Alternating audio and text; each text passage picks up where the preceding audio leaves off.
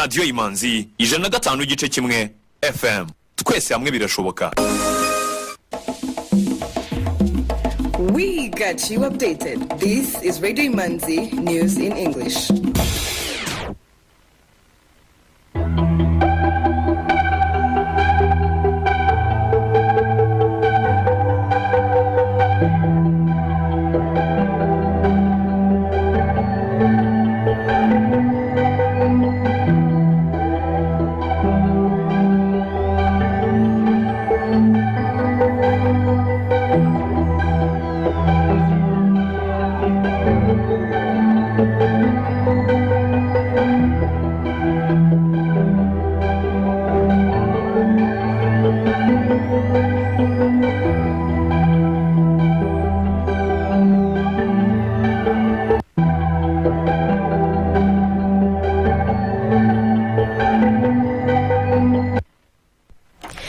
This is Radio Imanzi broadcasting from Kigali. Here is the news in English, brought to you by Fiona Umuganwa and Alvine Umngadi. The headlines. President Paul Kagame commissioned over 500 officer cadets today at Gako Military Academy. Rwandan exporters look to increase market in Nordic countries. First satellites from Uganda and Zimbabwe will go to the space station this weekend under a joint global multi-nation birds satellite program.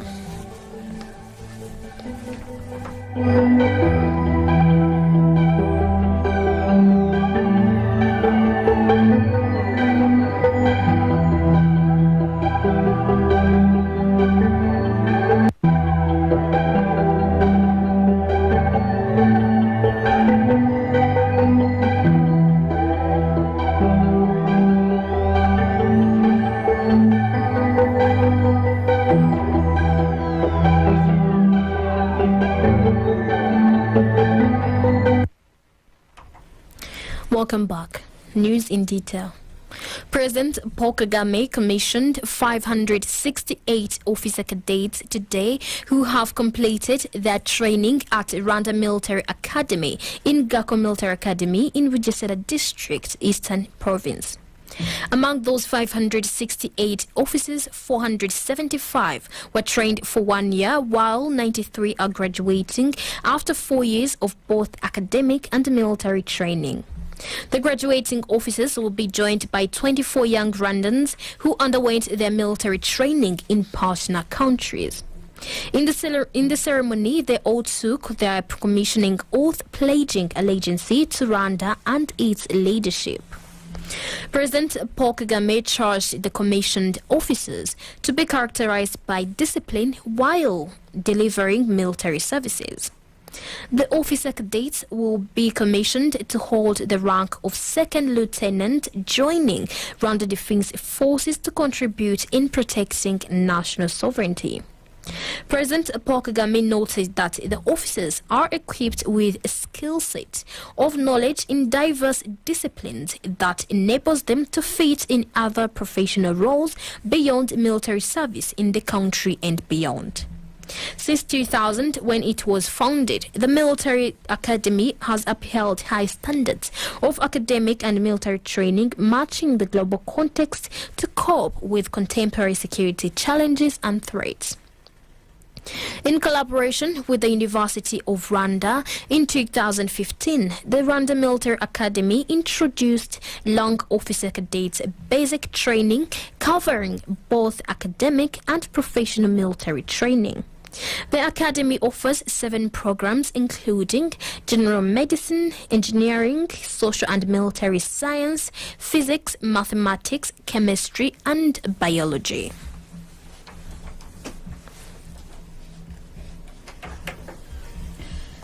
The Ministry of Finance and Economic Planning, MINECOFIN, announced that at the 27th UN Climate Conference taking place next week, Rwanda will engage development partners to meet the remaining financing needs to deliver on its 10-year climate agenda. Imanzi Prince has more in this report. iyo dutekereje ku buziranenge dutekereza ku buzima bw'abanyarwanda ariko tukanatekereza no ku buzima bw'amasoko tujyamo. Ukuvuga ngo uyu munsi turacuruza haba ku mugabane wa Afurika haba no ku mugabane w'Uburayi. Ubuziranenge rero nibwo butugeza kuri aya masoko kuko nabo bafite standards, bafite quality metrics bakoresha, ari nazo zituyobora kugira ngo tubashe gucuruza. Twihaye target buri mwaka yuko tucuruza icyo twita byo twohereza amahanga 17%, ndetse turimo kubyongera muri National Strategy for Transformation. So ibyo byose bijyanye n'uko hari mu by'ukuri serivisi z'ubuziranenge zituma tubasha kugera kuri aya masoko kandi tukajya no kuri icyo cyerekezo tuba twarihaye mu gihugu. In the audio, the Dub Nation Determined Contributions NDC, the Climate Action Plan is estimated to cost $11 billion for mitigation and adaptation measures through 2030. Adaptation measures are aimed to reduce risks from the harmful effects of climate change, such as extreme weather events, while mitigation measures seek to reduce carbon emissions that cause climate change. Claudine Uwera, the Minister of State in charge of Economic Planning at Minecofin, said 27th UN Climate Conference is an opportunity to engage development partners to meet the remaining financing needs of $6 billion to maintain and accelerate momentum to deliver on Rwanda's climate agenda. She said Rwanda plans to reduce carbon emissions by 38%, or 4.6 million tons of greenhouse gases by 2030. The measures include renewable energy, green transport, waste management, climate-resilient agriculture, clean technology in industries, green buildings, green cities, reforestation, water security, wetland restoration, climate-compatible mining, disaster monitoring, adaptation of disease outbreaks, livestock and crop insurance, storm water management, flood controlling, among many others. Minister Claudine continues saying the measures are essential tools to implement the Paris Agreement that was signed in 2015 to cope with the climate change by limiting global warming to 1.5 degrees Celsius. The Ministry of Environment says that there should be a consolidated project pipeline that guides resources mobilization generated from NGOs or private sector and public sectors of Rwanda's economy. The private sector and civil society organizations are expected to also plan and execute projects that contribute to the 10-year climate plan by integrating climate change in all projects they implement. If measures are not taken, climate change could erode 1% of Rwanda's GDP every year, according to Teddy Mugabo, the CEO of Rwanda Green Fund, known as FONEGWA, which is part of designing a strategy to mobilize the needed funds. Juliette Kabera, the Director General of Rwanda Environment Management Authority, REMA, stated that the funds are needed to also restore degraded ecosystems. She also said by doing so, we can halt degradation, improve ecosystem services, receive biodiversity, and build resilience to climate change. The Minister of State in charge of East African Community, Professor Nshuti Manasseh, has said the East African Community should ensure all the prerequisites for the monetary union attainment are available, citing inflation control and the needed institutions. He was speaking in Kigali during the East African Legislative Assembly session that passed the Compliance and Enforcement Commission Bill 2022.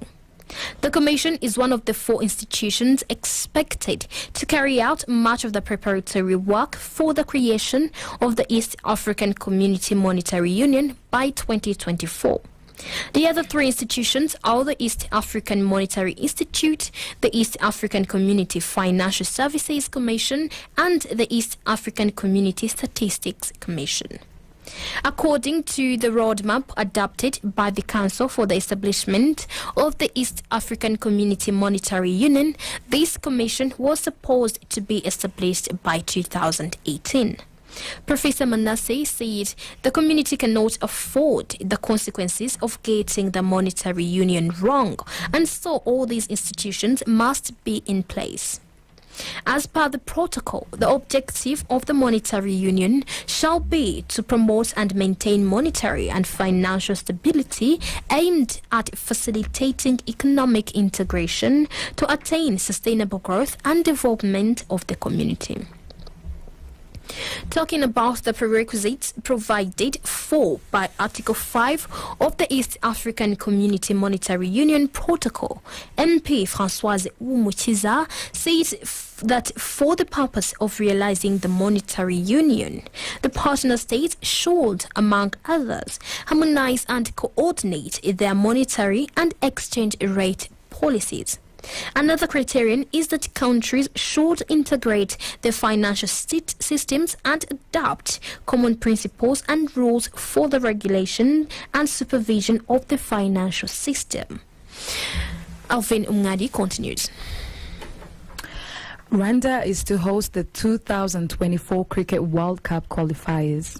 For the second consecutive year, Rwanda will host the ICC Men's T20 World Cup Sub-Regional Africa qualifications, which is scheduled to take place in November and December this year.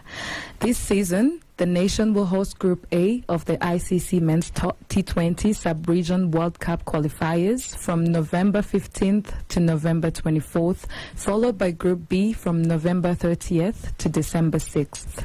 A total of 16 countries are pooled into two groups. Group A consists of Botswana, Cameroon, Eswatini, Gambia, Ghana, Kenya, Lesotho, and Malawi, whereas Group 2 consists of Rwanda, Mali, Mozambique, Nigeria, St. Helens, Seychelles, Sierra Leone, and Tanzania. Two top teams from each group will progress to the ICC Men's T20 World Cup Africa Regional Finals, where they will decide two teams that will represent Africa at the ICC Men's T20 World Cup 2024 that will take place in the United States and West Indies. Rwanda currently is in the 71st position in the ICC T20. Kenya is the highest ranked country in the tournament, in the 30th position, followed by Tanzania in the 31st position, Nigeria in the 43rd position, and Botswana in the 44th position. Rwandan exporters are showcasing products in Stockholm, Sweden, such as coffee, tea, fresh fruits, and handcrafts, and other products being showcased include chili and vegetables grown in Rwanda. This three-day exhibition was organized by the Rwandan Embassy in Sweden and the Rwanda Development Board. The Made in Rwanda exhibition targets around 20 importers and diaspora from the Nordic countries. Speaking at the event opening, Alfred Rucheribuga, the first secretary at the Rwandan Embassy, said the exhibition had the potential to boost the market for Rwandan products in the region.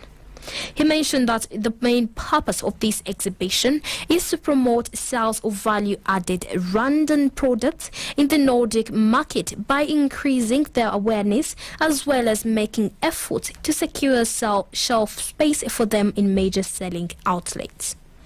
Business-to-business meetings are also taking place at the margins, with Rwandan exporters negotiating future business partnerships with Nordic businesses. We shall come back with economic items. Economic news is a regular feature on Radio Imanzi.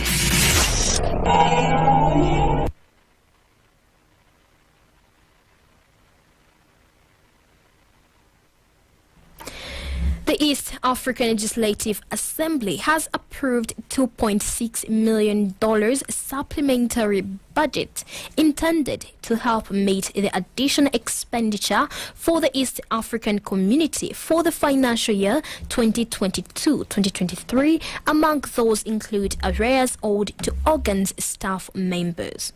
While presenting the report of the Committee on General Purpose on the supplementary budget request, MP Kennedy Ayason Mukulia said that during its consideration, it found that the Council of Ministers allocated a sum of over $2.3 million to pay outstanding arrears for members of the East African Legislative Assembly for the sessions that were held in 2020 to 2021. However, he added that the committee further noted that the sum allocated to pay arrears was only meant for EALA members, and the component of staff that supported the members during that activity was omitted, indicating that the members could not have conducted their businesses without the support of the technical staff. Speaking on behalf of the East African Community Council of Ministers, Professor Manasseh Nshuti, Rwanda's Minister of State in charge of East African Community, said he thinks the fact that the East African Legislative Assembly technical staff were not accommodated in the budgeting was a serious omission, pointing out that it should be captured in the financial plan. Martin Goga, the Speaker of the East African Community Legislative Assembly, said that including technical or support staff payments in the financial plan is a very important commitment on behalf of the Council, instructing the Office of the Clerk to very quickly send the arrears records for the staff in question to the East African Community Secretariat so that they are transferred to the Council for them to be paid. Alvin Umngadi continues with the Rwanda Stock Exchange Market Report. The Rwanda Stock Exchange Market Report today. The trading session recorded a turnover of 1,775,200 Rwandan francs from 4,100 Bank of Kigali shares traded in 2 deals of the equities market and 5,022,500 worth of bond traded in 1 deal on the fixed income market. Equities counters closed with Bank of Kigali at 272 Rwandan francs, Bralirwa at 170 Rwandan francs, I&M Bank at 43 Rwandan francs, Simerwa at 120 Rwandan francs, MTN Rwanda at 174 Rwandan francs, Equity at 440 Rwandan francs, Kenya Commercial Bank at 370 Rwandan francs, National Media Group at 1,200 Rwandan francs, Uchumi Supermarket Limited at 104 Rwandan francs, and RH Buffalo at 526 Rwandan francs. The currency market review of today. Burundian franc buying price was 0.5 Rwandan francs and the selling price was 0.51. Ugandan shilling buying price was 0.27 and the selling price was 0.275. Tanzanian shilling buying price was 0.44 and the selling price was 0.45. Kenyan shilling buying price was 8.5 and the selling price was 8.7. The euro buying price was 1,018 and the selling price was 1,038. The British pound buying price was 1,168 and the selling price was 1,192. The US dollar buying price was 1,000 and the selling price was 1,060. We shall come back with international items. Some items of international news on Radio Imanzi.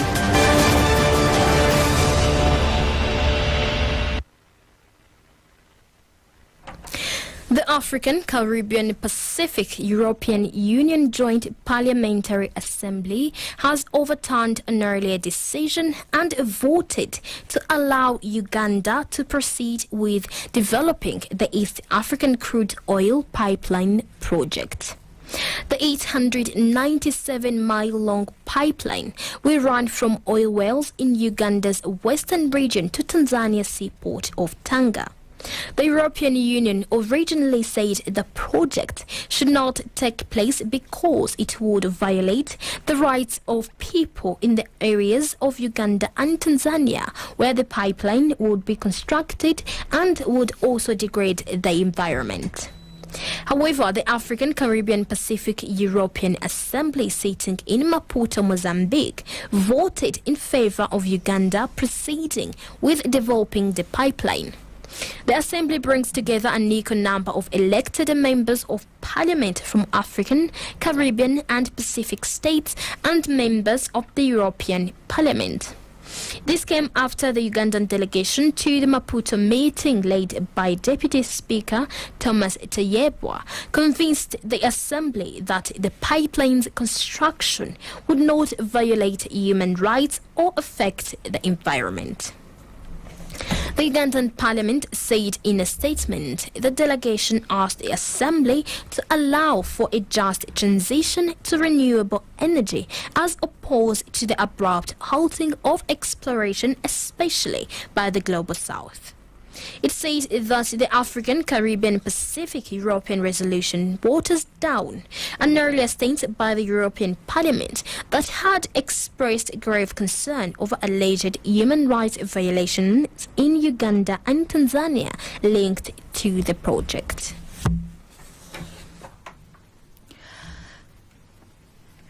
The Kenya Airways pilot are planning to strike to demand better working conditions despite a court ruling suspending their strike notice. Kenya Airways, owned by the Kenyan state and Dutch company KLM, is one of the Africa's largest airlines with many routes to Europe and Asia. However, it is currently going through a difficult period and is surviving only on state aid. The Kenya Pilots Association, KALPA, say that several meetings with management had not led to any progress. As a result, no Kenya Airway flights will depart from Nairobi's Jomo Kenyatta International Airport from Saturday 6 a.m. The Union Secretary General, Captain Murithi Nyaga, said that a 14-day notice period had expired without a solution being found. The Kenya Airways pilot, who have a tense relationship with management, are demanding the restoration of contributions to a provident fund and the payment of salaries during the COVID pandemic. For its part, Kenya Airways said the industrial action will jeopardize the country's recovery, saying the pilots' demand did not merit a strike after a court ruling suspended the strike notice, but the pilots still maintained it. First satellite from Uganda and Zimbabwe will go to the space station this weekend under a joint global multi-nation birds satellite program. The Cygnus spacecraft will carry them to the orbiting laboratory when it lifts off from the Mid-Atlantic Regional Spaceport at NASA's Wallops Flight Facility on Wallops Island, Virginia on Sunday. Uganda is among several African, Asian and South African countries benefiting from the BIRDS satellite project initiated in 2015 by the Kyushu Institute of Technology in Japan. Since 2015, the Institute of Technology has been carrying out the BIRDS program with the goal of fostering a long-term and sustainable space organization in participating nations.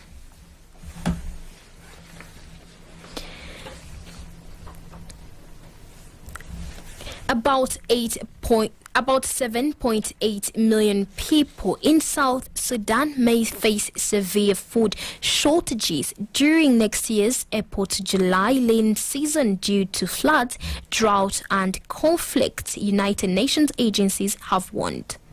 According to the UN Food and Agriculture Organization, the UN Children's Fund and the World Food Programme, the food shortages are worse than at the height of a civil war in 2013 and 2016.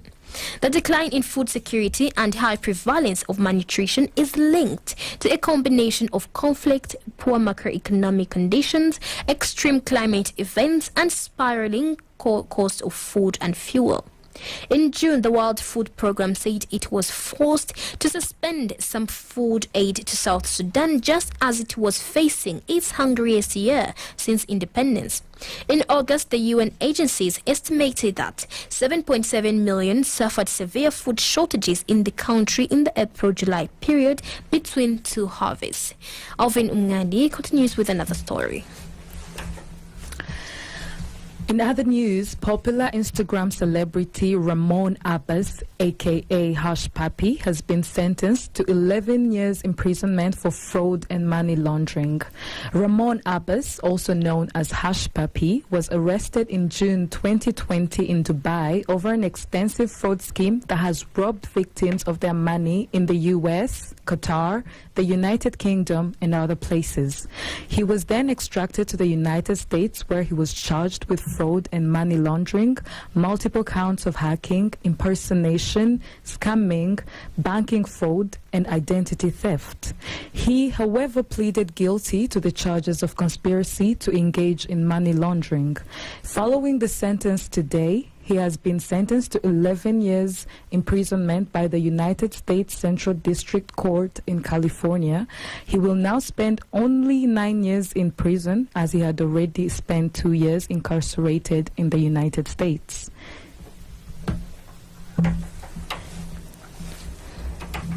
The Prime Minister of Finland, Sanna Marin, has been cleared of misconduct after a video that showed her partying. The 36-year-old Finnish Prime Minister defended herself after being seen dancing with friends and celebrities in the leaked footage. Dozens of complaints are understood to have been filed alleging Ms. Marin's behavior undermining Finland's reputation and security.